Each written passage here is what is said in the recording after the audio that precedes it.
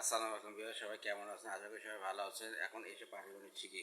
অঙ্ক হচ্ছে ট্রেন সম্পর্কিত অঙ্ক।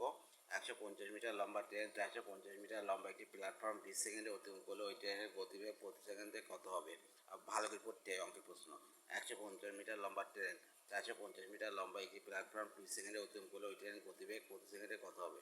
150, তাহলে মোট মোট পথ হচ্ছে 150 প্লাস 450, এইটা যোগ হবে, তাহলে মিটার সমান সমান হয় 0.006 মিটার।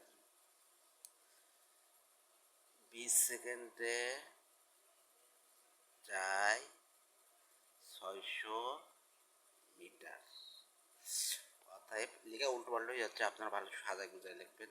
600/20 মিটার, ওই যে এক হলে এটা বলা যায়।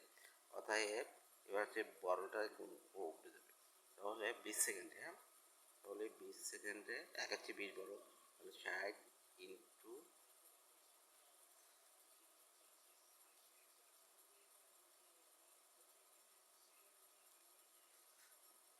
20 সেকেন্ডে না, এখানে হচ্ছে প্রতি সেকেন্ডে কত বেগ করছে।